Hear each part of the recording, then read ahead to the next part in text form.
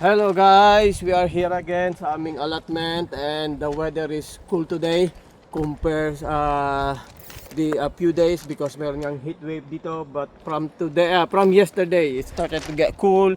It's 24 degrees and kasama natin si Nine. Yeah, how many almost 2 weeks you haven't visited here, yeah? Yeah, I didn't visit here like for 2 weeks because I was like very sick. You are ill. What do you notice now? It's very greenery and it's like how you say like more overcrowded because before the plants were very small and And now look guys, yan zoom natin Tama si Nine Yes, and you notice here, I harvested already the onions. Oh, The giant onion, yan tatlo na lang ang natira sa ating onions. And yan guys.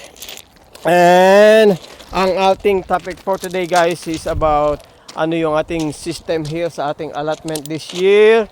And Nine, because they were asking why is so crowded ang ating allotment.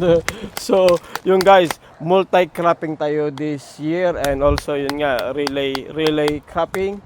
So yeah, so it's very crowded there. yeah, very crowded. This small plot dito pa lang and ilang types na ng vegetable ang ating nakatanim. Ito yung mint and yung ating broad beans, yan and meron tayo ditong talong, potatoes. Ayun ito, yan ang talong. Ano yan guys, yung talong na yan, tinanim natin to last year. And nung mag-autumn na, dinala natin sa bahay. And the whole winter naman nakasurvive siya. Pero mas maganda daw yung ganyan mas mabilis mamunga. Ayan yan So let's see. And ito na nga yung ating broad beans. Nag-start na tayong mag-harvest niyan. Yan ang gaganda Medyo dry sila ngayon kasi hindi pa natin didiligan. And ito yung ating mga last year na onion, simubo lang siya. And ayan And this side, ito yung ating ano ba to? Coriander plants. Yan I harvested last year, yesterday. Kaya yan ubos na. And ito yung guys. Ito yung mga onions na tinanim natin this April. Hindi yan autumn onions. Kaya okay naman, maganda ang resulta. And meron ditong potatoes. And this side, yan this side na to. Okay kasi yung multi-cropping kasi yung advantage kasi niyan, yung space. Kahit konti lang space, marami ka ng vegetable na itatanim compare dun sa may sistema yung halimbawa dito sa side na to onion lang and then potato, tomatoes. So ina-try natin to. Ayan dito in between ng ating carrots nagtanim tayo ng onions. Yan ang gaganda na rin. And this side mayroon tayong tomatoes. And sa ilalim ng tomatoes meron tayong radish. Ayan radish. And this side guys, ayan dito, pero to sa side na to ay all potatoes yan. Hindi na natin bumili tayo ng set of potatoes kasi medyo mahal din. And sabi nila, okay lang naman itanim yung last year mo na kasi yung last year naman binili natin yung set of potatoes kaya okay yung variety, pero yan ang tinanim na lang natin yung mga natira. Nine, come here, I'll show you you will learn a lesson for today, multi-cropping. This side yan guys this side, how many plants do you think we have vegetable? Which? This area only. Have a guess. How many types of vegetable? How many times? Just have a guess. 3, 5, 6. 3. 3? Okay. Let's see. Actually, 2. 2? 2 only? Have a look. I'm guessing 3. 3? Yeah. Ayan guys, sabi ni Nina 3. So yeah, Nina, I'll show you. We have beetroot. Beetroot. How many? 1. We have onions. 2. We have this. This is not onions, yan oh. This is like you have to get This this for is- the leaf, like a leaf. I'll think about it. I forget this. And we have already here a pechay, Nina. Oh, so 4. 3 already. Oh, About 3. 4 already. And we have here parsnip. Ooh. So this is different parsnip. Parsnip is like a carrots, but it's color white. Oh yeah. Yes. I know them. Yeah. You know this delicious. Yeah. So already 5. Yeah, already 5. And we have chili, Nina. Look, Oh, chili. chili. Chili. Oh my goodness. Yes, So chili many. 6 already. This, yan oh, chili. This is Thai chili. Yan oh. So already 6, Nina. Imagine, in this area only. Sanaya. This is example of relay cropping. You know why? Because last time we harvested already the onion, and then before we harvested the onion, we planted a beetroot. And now look, after we harvested the onions, we have beetroot. So that is good, yeah? Ayun guys, kahit na medyo crowded, pero hindi naman nasasayang yung time and space. And Nina, look, our beetroot is ready now. Yeah? Ang lalaki na, oh. Yes. Yan very guys, big. oh. Pero, meron na ulit kaming pasunod na beetroot. Yan, oh. Yung isang line na yan. Kasi, yung beetroot guys, pwede mong itanim not from seedlings, pwede rin from seed. So, I think a month ago natanim ko na to, a month of May. And yan guys, oh. So, kahit crowded sila, okay lang. Okay lang yan, kahit crowded. So, yun guys, and doon naman tayo, Nina. Come on, I'll show you. Ayan guys, tapos na tayo dito sa potato. And Nina, that area, I will show you. How many do you think? Huh? Come on, just think, have a guess. How many vegetable? This plot only. Come on, quick. I need 5. 5, yeah? 5. Let's see. Come on, go there. Go there. Be careful, yeah? Be careful not to step our vegetable. Okay, go there more. Yeah, there. And guys, so you said 5. Yan guys, this area, I planted talong, aubergine. So 1, yeah? Ayan guys, so ang gaganda na ng ating talong.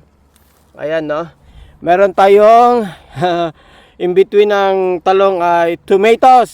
So 2. Yeah? 2. And look this guys. Courgette. How many now? 3. 3. Yan ang gaganda na ng courgette guys, oh. Zucchini. I think 3 days ago when we harvested the onions, nag-harvest din tayo ng courgette. Pero yan, no? After 3 days, meron na ulit tayong pwedeng i-harvest. Ayan, ah. This one, ang laki na, oh. How many now? 3? 4. Yeah, 4, yeah, 4. And this one, Nina, I don't know what is this. Nina, this is not courgette, this one. This one is not courgette. Ayan, no, is different. Hindi ko alam guys, to tumubo lang to, oh. Hinayaan ko na lang. Tumubo siya dyan. Pero I don't know what is this. This is not squash. Yan, oh, maliit lang ang bunga niya, oh. I think it's pumpkin thing. Or Yeah, it's not pumpkin, but it's very tiny. I don't know, let's see.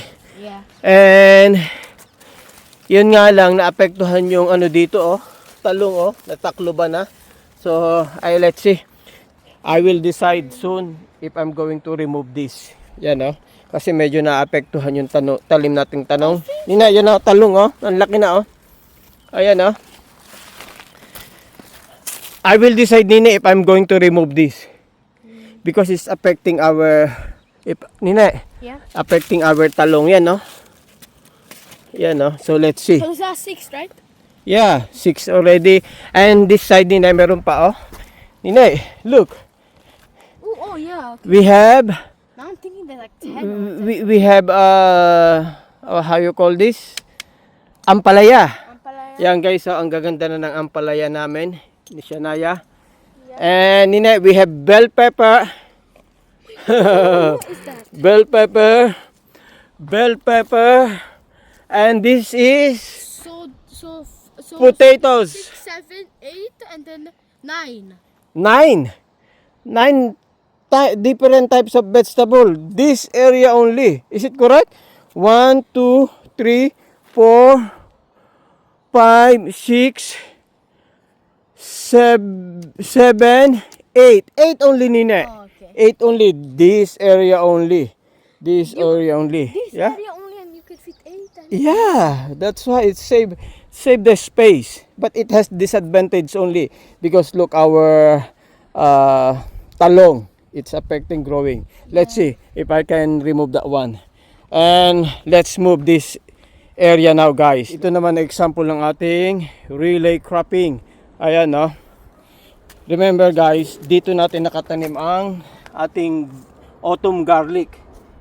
So before nating i-harvest ang garlic, tinanim natin yung ating kamatis. And yan guys, oh, ang gaganda na. Yan, no. Ang daming different types. 3 types ito ng ng tomatoes. Yun nga, from plum tomatoes. Ito yung isa. Ayan, no. Alicante. And that one is cherry tomatoes. Ayan, no, ang gaganda na. And in between nga may tumubo din na I don't know kung if it's pumpkin ba to. Kasi tumubo din lang to guys, oh. Ayan, no, ang laki na ng bunga. Ine, look, this one. yeah, let me see. See? I don't know what is this. If this is pumpkin or what. Ano lang yan eh. Pumpkin, I'll be crazy. 'cause Tumubo they lang cannot yan grow. guys dito sa ating tomatoes na area. And pinatuloy ko. And yan na nga, oh. Ang laki na. And dito rin guys, sample din yan ng relay cropping. After natin nung ma-harvest ang garlic, autumn garlic, tinanim natin ng sweet corn. Magandang variety dito ng sweet corn. Yan, oh, ang gaganda na, oh. Ang gaganda na ng ating sweet corn. Halo-halo na. May sumibol din na kamatis. And this side, mayroon din isang potatoes. And yan guys, so ito yung ating autumn onions. Yung iba hindi maganda yung hindi naging magandang output. Kaya ayan, oh, hinayaan ko na lang. Pero anyway, let's see. And yan nga, meron tayo ngayong cucumber. Ayan, no, namumulaklak na sila, cucumber. So nag-start na pala bumunga. Nine, come here. Our cucumber is starting now. Come here. Yeah, cucumber. Ayan, no. See? Nine, look. The cucumber. Oh yeah. See this one, small baby. Yeah. Yeah. Looks so cutie. And this side guys, ano?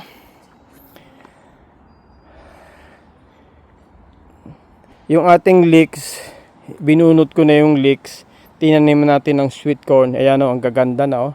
And inside ng sweet corn, meron tayong elephant garlic. Yan, oh. Ang ganda na ng bulaklak ng elephant garlic.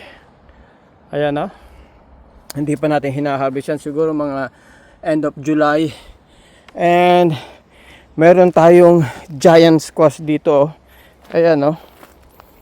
Ito yung giant squash. Ang laki nito, the green one, green squash.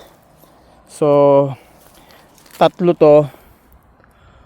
Pero siguro ito tatalbusan na lang natin to. Yung bulaklak tsaka talbos, yun na lang natin patutuloyin kasi walang space eh. And this side guys, yan, oh. Ang ganda rin na rin ng aming ampalaya. Ayan, no. And ito guys, yung ating peas. Okay naman. Dito na tayo kukuha ng ng mga seed. Next year, pag gumulang siya, Dito tayo kasi binili ko pa yan eh. Binili ko yung seedlings niya. Medyo mahal din ang seedlings eh.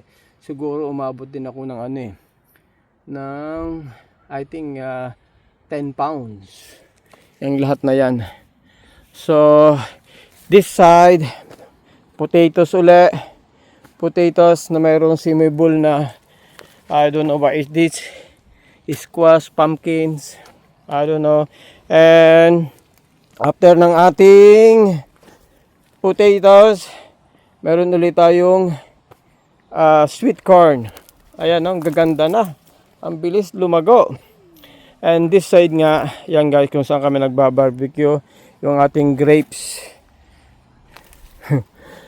Yun nga lang ang problema ng grapes, kailangan natin ng trailings. Gagawa pa tayo dito sa area na to. Yan na. Ang laguna ng grapes. Nine, come here. Look at the grapes. Ayan, ang bilis pala niyang I umano. hope this time we eat the grapes. I don't know if they will give up fruits this year. I think maybe next year. I haven't seen any. Wait, is it green? Is it green? Red grapes. Oh my god. Red grapes. And see the Nina, the what's this? Flower? French beans. Oh, French beans. Yeah, it's affecting because of the grapes. Yeah. And It's hard to like come to all around. Like. yeah, because it's so many. Let's see. And guys, ito, nagtanim tayo ng upo. Nina, look at the upo. Yeah, this. Yeah, this is our upo. What does it mean in English? How you call this upo? I forgot in English. Anyway, it's upo. Nina, this is the long one. Mommy is cooking sweet using this upo. Yeah, this is the long one. Yeah, yan ang ganda na. Let's see. And Nina, see? This is baby upo. Let me see how it looks. Ooh. Yeah, it will. Don't touch. Maybe it will not continue. Siya ang taas na. And ito yung ating maganda na rin ang ating sayote. Ang gaganda na nila. Alright. Sayote. And then come on this side. I'll show you. Come on. Oh, ang ganda na ng ano. Yan guys ang ating. Nina, go there. Yeah. This area. Nina, we have 3 types. This is so overcrowded. But yeah, very overcrowded. But I'm going to remove some of the sweet corn. Yan no. Kasi ang purpose ko dati, tinanim ko and then nililipat ko doon. Kaya lang, hindi na nga umulan ng 2 weeks, more than 2 weeks na. Kaya, kasi pagka naglipat ka ng sweet corn na hindi maulan, hindi maganda eh, hindi namamatay eh. So anyway, siguro aalsin ko na lang yung maliliit dito and patutulin ko na lang yung malalaki. And Nina, check our beetroot this area. Yan ah, ang gaganda na. And we have onions in between. Ang gaganda na ng onions din, no? Ayan, no? Oh, Nina, look here. Ang ganda. This area, Nina, beetroot is good quality if you plant this area. Yan, no? Kasi ano to, compost area nung dating may-ari si Alan. Kaya medyo health itong lugar na to. Kahit na walang abono. Ayan, no? And we have here, Nina, let me see, Nina, here. Come here. Let's see if we can. Oh, do you think? I don't know. Huh? What is this? This is how you call? I always forget. Radish. This is radish. Yeah, it's okay if you forget because you have so many plants. Yeah, radish. I don't know if it's still ready, but I don't. It's good to hit this for sinigang. Yan guys, ang aming multi-cropping garden and relay cropping garden. Yep. Yeah. And Nina, the last thing we have to do is we will harvest some berries. So we're going to harvest quick our berries kasi magluluto tayo ng jam. Blueberries jam. Yan, ang dami oh. Yan oh. Ang dami na. And this one. Nakakulambo kasi kinakain ng ibon eh. Yun lang guys. Let's see after this magdidilig din ako. And then we're going to pick up Mami Shama. Alright? So guys, I'm going to help my dad to harvest his courgettes. And yeah. Yeah, let's see guys. Yan. Could you please do this, Nina? Come on, sit down. This one? Oh, how big this courgette, Nina? So this one, right? Yeah, try it. Yeah? Can you please help? Twist it? Yeah, it's up to you. At least you enjoy. Yay! Ang ganda, laki. So nice. Yeah, how about the other one? This one, Okay. you can harvest as well. Give me. Okay. Ayan na. Come on, this one. Be careful. Yeah, just try it. You know. Oh, it's stingy. Stingy. Don't worry. Ang dami pa oh, pasunod. Yes, come on. One. Oh, yes. How many? 2. So Daddy is now watering the plant. Yes. Not bad. Nina, this is yeah. Yeah.